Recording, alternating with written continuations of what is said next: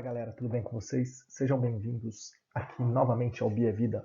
Hoje uma aulinha bem tranquila sobre coevolução, analisando do ponto de vista a relação que existe entre os vegetais e os animais dentro desse processo. Mas o que é a coevolução? Vamos ver comigo aqui? A coevolução nada mais é do que a evolução interdependente de duas espécies, em decorrência das importantes relações ecológicas existentes entre ambas. Como assim? Galera, coevolução, evolução, evoluir junto com alguém. Então, na coevolução, nós analisamos a evolução onde um indivíduo evolui junto com o outro graças às inter-relações que eles apresentam no meio. Agora, quando a gente fala nisso, o desafio da biologia evolutiva é entender como essas interações interespecíficas, ou seja, as relações entre essas espécies distintas, vão influenciar na taxa evolutiva e nos padrões de radiação adaptativa e como elas afetam justamente a evolução do indivíduo.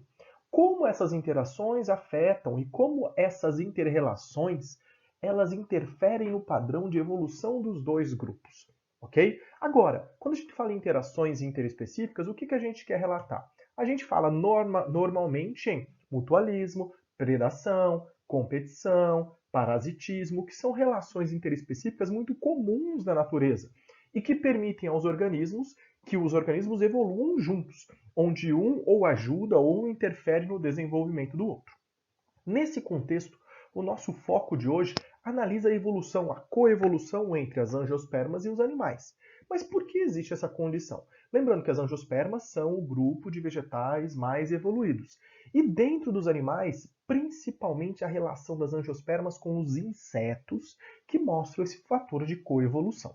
Para a gente entender isso, quais são os fenômenos que promovem essa coevolução, que permitem essa coevolução entre angiospermas e os animais, principalmente os insetos? A primeira é a questão da polinização, transferência do pólen da antera para o estigma. Se você não lembra o que é isso, tem no nosso canalzinho aí uma aula sobre polinização, ok? Além de uma aula sobre ciclo reprodutivo de angiospermas. Dá uma assistidinha lá para relembrar, beleza? Polinização. Quanto mais atraente flor a flor, mais visitada ela será. Ou seja, se eu tenho uma flor atraente, ela vai ser visitada muito mais vezes. Com isso, ela vai ser muito mais polinizada e vai permitir uma maior propagação do indivíduo. Segundo ponto, dispersão de sementes. Quando a gente fala em dispersão de sementes em angiospermas, nós temos que lembrar de frutos.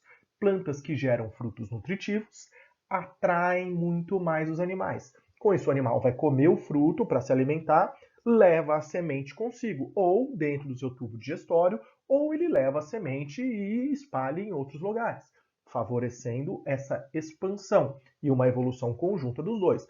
A planta fornece um alimento nutritivo para o vegetal, para o inseto ou para o animal em questão, e em contrapartida o animal favorece a dispersão. Os dois se desenvolvem juntos, beleza?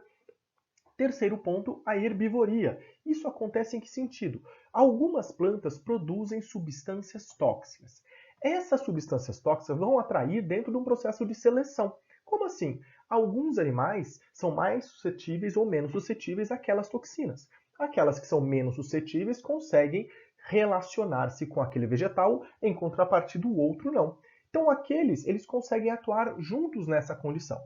Da mesma forma, quando existe uma associação entre dois grupos, onde um atua defendendo o outro grupo, um atua protegendo. Por exemplo, existem muitos casos de formigas defensoras dos vegetais.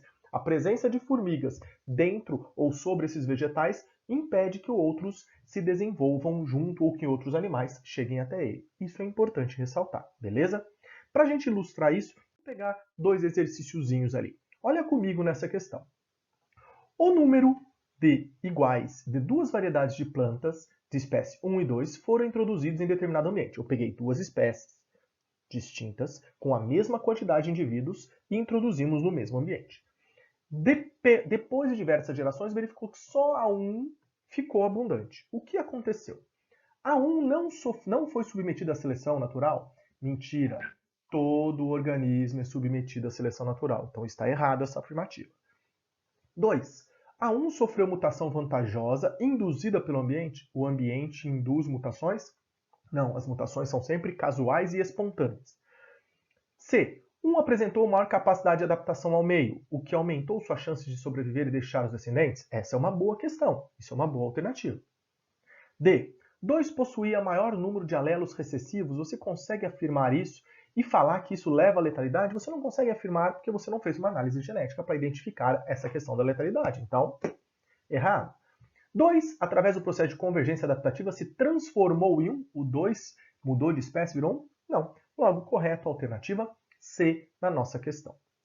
Questão número 2. Considere a figura. O número de indivíduos da população ao longo dos anos. Percebam que antes só existia numa determinada frequência indivíduos da espécie 1.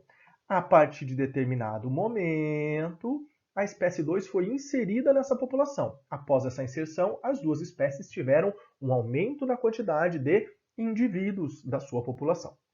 A análise da figura leva à hipótese de que a espécie 1 é predador e que a introdução da espécie 2, sua única presa, pode experimentar um aumento significativo. Se a 1 come a 2, você vai aumentar as duas juntos? Não, errado. 1 é uma planta nativa que se tornou praga após a introdução da espécie 2, um polinizador. Pode ser. A 1 é nativa, está ali bonitinho, sempre existiu. Quando eu botei a 2, essa 2 polinizou a 1, o que promoveu uma expansão das duas. É uma boa relação. C. 1 foi introduzida na área. A 1 que foi introduzida? Não, a 1 já existia na área.